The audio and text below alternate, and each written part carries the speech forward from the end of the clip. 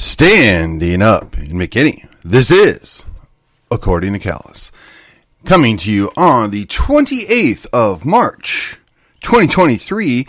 This is episode 385.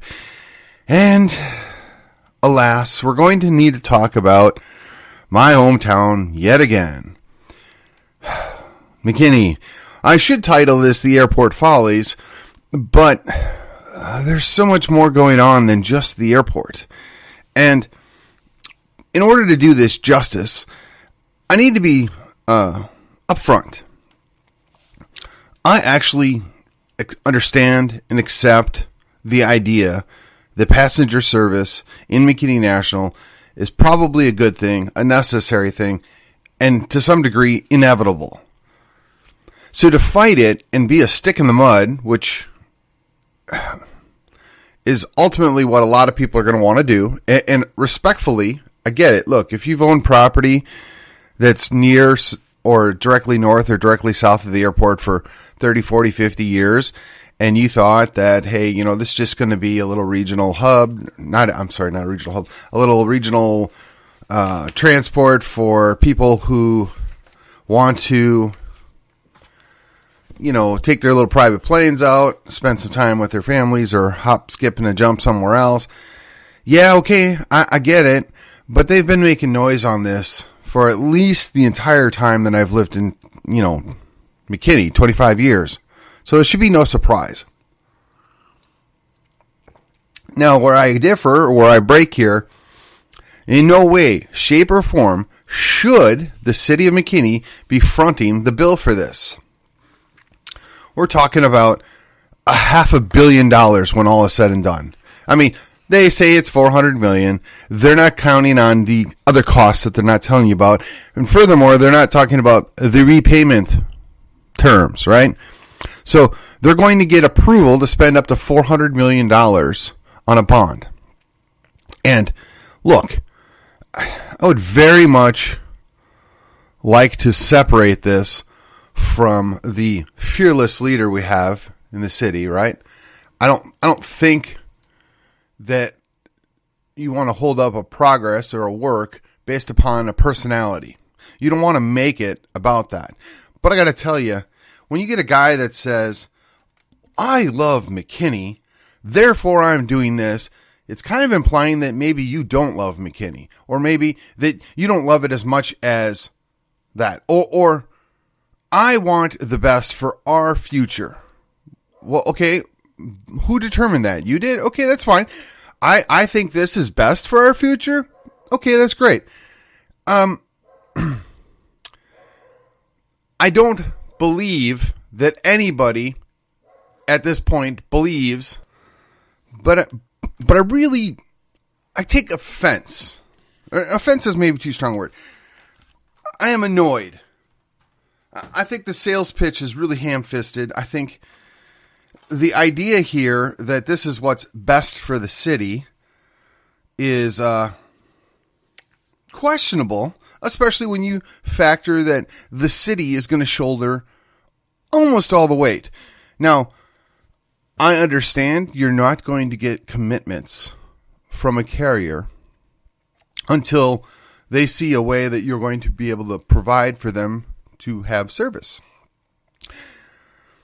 Allegedly, we've had up to 3 private businesses that would have come in and purchased the right to run the operations here. And yes, this is a little bit of rehash of previous episodes, but I just want to set the table because there is a two-page ad in the same thing, but this one was paid for McKinney Above the Rest, Inc. So I'm going to assume it's not a nonprofit, not that that matters. Their message is from the mayor. Okay, whatever. I don't think anything illegal, untoward is going on here in running an ad. I think that is the way to do your sales pitch. I think the sales pitch is, honestly, could be better.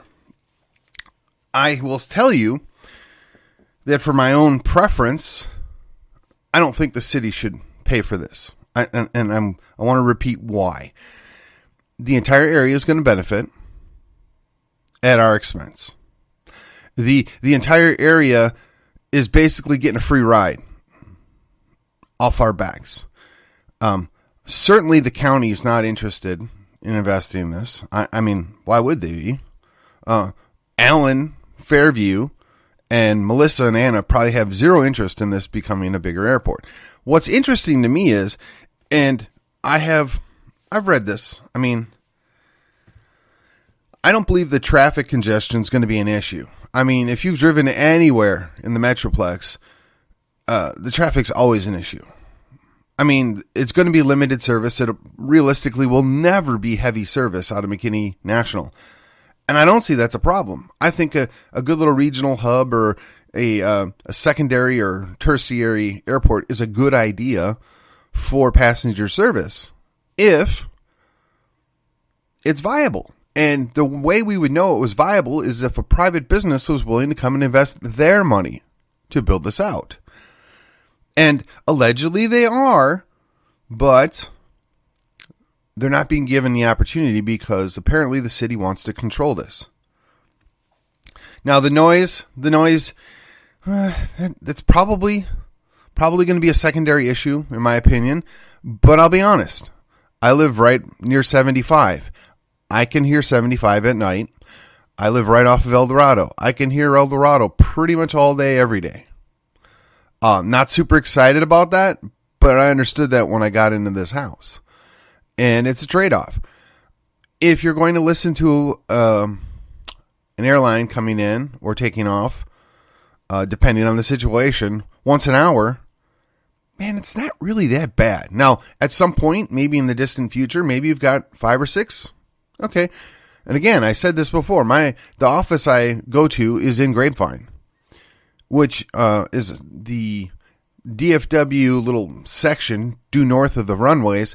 There are flights coming in and taking off overhead all the time. And is it noisy? Yeah. Until you go in your building, and guess what? You can barely hear anything. I mean, it's just something you're going to need to take into account. But again, if you've got a building that's right off of 75, you're probably insulated against that noise. I mean, again, it's nothing to be excited about unless you just don't care or you're deaf, but it's there. I wonder, at one point in time, did people complain about the trains? Well, we don't want a train because they're noisy. You know, completely ignoring what trains bring or take from the communities they serve. And I wonder, I mean, is this what we're dealing with? Again, and maybe stick in the mud's not a fair way to explain it, but progress is going to happen. Technology changes, populations grow, and we need to embrace this, but embrace it in such a way that it's beneficial to the entirety of the community and the surrounding communities. And I think that the airport growth gets us there, but I don't want to have to pay for it. Let a private business pay for it if they're really, truly, and willing to do so.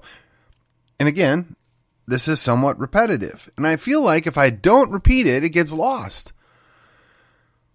You can structure your lease agreement to dictate the terms of how these carriers, these operators, must fulfill the terms of their contract.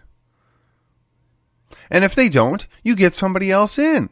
It's not that hard. I don't know why there's this need to control things. Now, I suspect there's other motives.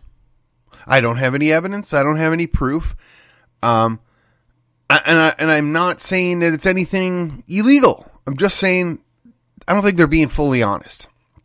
Whether it's the surrounding development that they've all got a piece of, whether it's they think they're going to be able to force a better deal later on in the future, whether it's they have a friend that's getting in on the deal that's going to... I don't know. And quite frankly, I'm sure it'll all be perfectly legal in the most technical sense.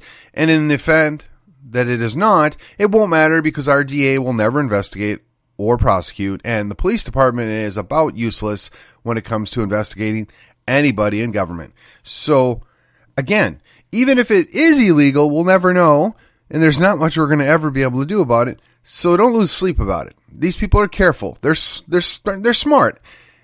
And I'm not talking specifically our lovely mayor. I'm talking about just everybody involved with this. They're not stupid people. They wouldn't, I shouldn't say it that way. It's highly unlikely they would flagrantly disobey the laws that can put them in prison, especially when it's federal law. Now, as far as the congestion in the skies, well, I don't even know why that's an argument. Sherman and other airports can add passenger service. Well, okay, who cares? I mean, what's the point? If I can drive in Collin County 15 minutes at the most to get to the airport, which is going to have far less people, far less congestion and hassles than going down to DFW or Love Field, why wouldn't I? I mean, the other option is I can go drive up to Sherman. Well, okay, fine. If the bond is passed, the city will go into debt to build the terminal without airline commitments. Well, yes and no. You're authorizing a debt, and that's very clearly explained. They're not going to spend the money until they have commitments. Well, yeah, maybe.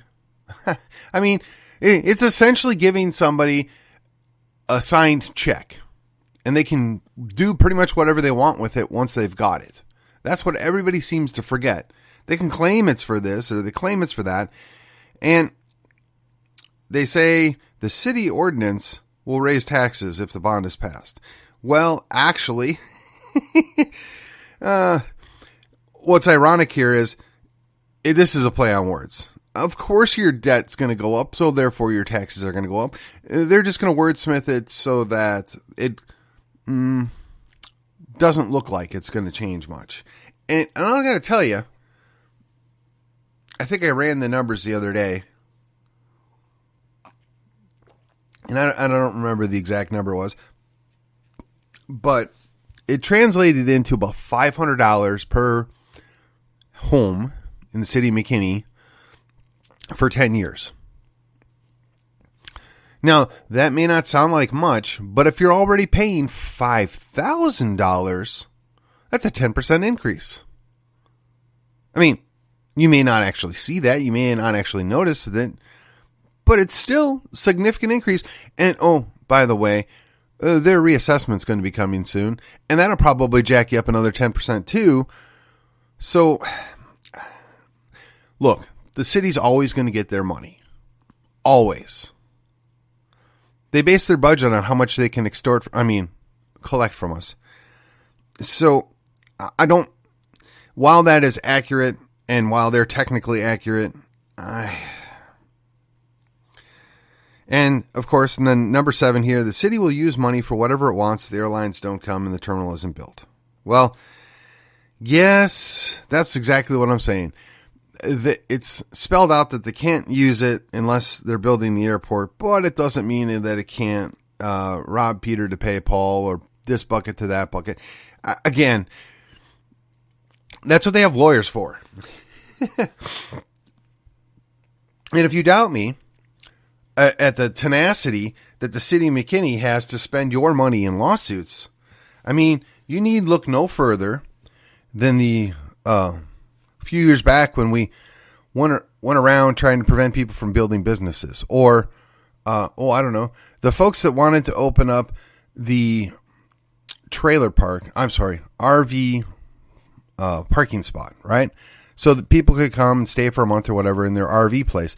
Well, a certain important person in the city didn't like the fact that it was going to be down the road from them. So they kind of vetoed that, and the city got involved in a lawsuit, and, oh, by the way, we paid for it. And if you think that's silly, just relate back to a federal jury, and I want to say this is last year, not quite. In July of 2020, that would be the summer of love for those of you that forgot, Miss Vicky Baker had her house severely damaged in the neighborhood of $60,000 due to the SWAT team invading her house to catch a bad guy. Now, I think we all agree we want bad guys caught. But when the city causes damage, they're liable for it. And which really means that we're liable for it, right? We, the people in the city. The city told her to go pound sand. The city refused to pay for the damages. And then they spent a whole lot more money trying to fight it off in courts. And the homeowner basically said, it would be a whole lot cheaper if you just pay me for the damages that you all did to my house than going through all these lawsuits. But they don't care. They don't care because they're spending your money. So, yeah, they're very, very comfortable fighting lawsuits at our expense against our own people. Whether you want to own a business and build a business, whether you want to get made whole from something they did, whether it was appropriate, inappropriate, doesn't even matter. It shouldn't be your responsibility that somebody did something that was completely out of your control and then the city comes in and causes damage. I mean, they spent significantly more money than if they would have just paid to make the lady whole. And they said it was, quote, for the principle, or was because they didn't think they should have to. Really? And you wonder why people like myself don't like this whole idea of sovereign immunity. We don't like the limited immunity. Whatever. These people get a free pass anytime something bad happens at their call. Now, I don't think any specific officer from McKinney Swamp should have been held personally responsible for what happened. No. But the city made a decision. Their command structure made a decision, and that had a real life consequence. Why do I bring this up? Because the city's going to do this. There's going to be eminent domain at play here. There's going to be lots of pressure put on certain people and certain things in order to get what they want. And as always, certain people are going to benefit. Hey, that's a given. That's baked in the cake. Don't sweat it. There's nothing we're going to be able to do about it because we, the people, are constantly pushing back at the oligarchy that runs our country, our state, and our city. So we shouldn't be surprised. So the best thing we can offer, the best pushback, the most appropriate way to look at this is, if this is such a great idea, which I believe it is, let the private business come in and do this for us. Cut a deal with them and let's do it. Why make a bunch of people pay for something that they don't want, don't care about, or actually actively are working to oppose it? But it's cheap to do a bond election. It's cheap to run the bond election off of the municipal election. And quite frankly, they'll have low enough turnout that they might get it passed. Of course, couple this, in fact, with the idea that we have the ISD elections going on with the ethical, positive leadership. I'm sorry. Their ethics are in question. They're definitely not positive. And what exactly have they led? I'm waiting. And they bought a half-page ad, the three of them, in this same thing here. I mean, look.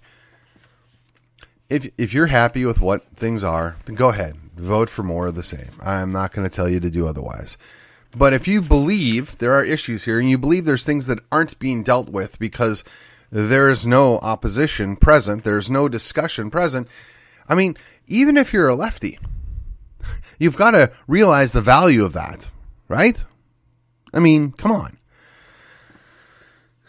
Closing point. You can love your city. You can love your school district. You can want what's best for your community and disagree with those that are in charge, including our lovely mayor. Oh, and I guess I should say, keeping in mind that the 380 bypass still hasn't been figured out. Hey, but don't you worry. All the important people, they bought their land. How about you? Oh, man. I just can't understand how people are so easily manipulated and fooled. And by people, I mean myself too. I mean, I miss some of this stuff, and it's like, how in the world did they pull this one off on me too? I mean, I don't have enough time in my life to be a 24/7 watchdog on every crazy thing that happens. And by crazy, just things that I would have not thought of, not insane, that happened in my city or my school district. I mean, and look, I love the county commissioner that I have and the county judge. I think they're awesome and do a great job, but nothing's perfect. Nothing. And while we might have one of the best sheriffs in the entire country, again, he's not perfect. There's stuff that happens. The fact that they happen is not a surprise. It's how it gets dealt with and how does it get handled that is what matters. And while the county's been pretty good about being straight about things that go sideways, as has the sheriff, and they do their best to make things right and do the right thing, clearly the city has a track record, which, in fairness, predates the current mayor, of not making people right and whole and not taking care of things that they damage and doing what they want at the expense of everybody else. Again, if it's such a great idea, then let the people that are going to benefit from it pay for it. I don't think the city of McKinney is going to see the vast boon or boom or however you want to phrase it from this that they're selling us. That being said, I am quite confident that overall it will be a positive impact if it's done right and it's not done on the taxpayer's back. Let me ask you, do you really think that the, 30,000 people that live in apartments that are going to live in the city of McKinney from anywhere from 1 year to 5 years give a rat's behind about an airport? But they're going to get to pay for it. Do you really think the transient people that we have going by homes in Stonebridge for 2 to 4 years for various reasons and then are going to be gone give a rat's behind? Now, granted, none of these people are going to actually see that cost. I mean, if you live in Stonebridge and you got an extra $500 slapped on your tax assessment, you're probably laughing that off. And if you're in a apartment unit, your rent's going to go up. But honestly, with the inflation as high as it is, are you even going to notice? I don't know. The reality is, building something like this in, let's call it a very inflationary environment, is a huge, risky gamble. I don't know that I believe that there are private entities that wanted to make this investment. There might have been some that were interested 3 years ago, but I don't know that I buy it right now. And I'm not saying this is a bad thing. I think there's a good option here. I think there's a way forward. Sadly, I think we're going to do it wrong. And I think we have a proven track record of doing things wrong at the city level in McKinney. I want what's best. Now, I've only been in the city of McKinney for, 26 years. I would say after 5 to 10 years, you got buy-in from a resident or a citizen of the area, right? I've worked at 2 local businesses here. I've put in my time. I do love and appreciate what is unique, valuable, and available in McKinney, specifically in Collin County, in a greater area. Dallas-Fort Worth is blessed by active business leaders, by people that have vision. We've always been fortunate in that regard. But at the end of the day, you got to ask yourself, if you chose to live in McKinney, did you really want to live in Dallas?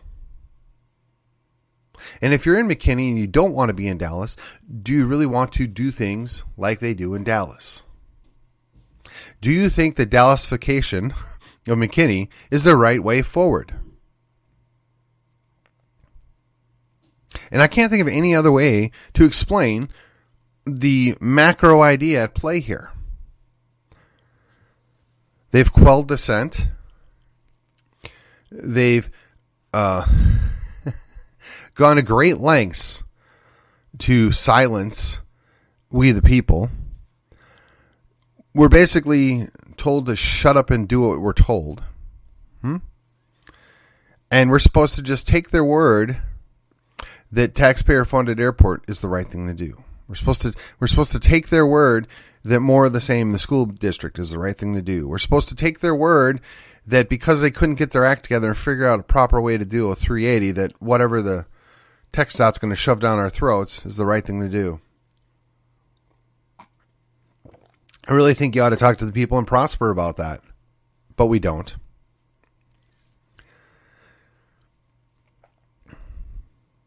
I don't know that any one person knows what's best. I don't believe that we've considered everything in this decision process. That being said, I accept that you cannot and you will not be able to do that. But what I don't accept is the fact that if you oppose or you question or you just want further answers, by a process of elimination, you must hate the city. You must hate the future. You must hate the children. You must hate whatever. I mean, that's the only option. Well, again, if all you can do is call other people names, refer to them as extremists and haters, that means you don't have an argument. Now, fortunately, the airport situation hasn't become that. I'm hoping we get to avoid that. And I realize that I've kind of got one foot in each camp, but that's because I don't hate airports. But I don't like government spending money that they don't have to either. I don't know. We'll see what follows. May the 6th, I'm putting my faith in we the people. And keep in mind, if you defeat this bond, they're likely going to come back with another one.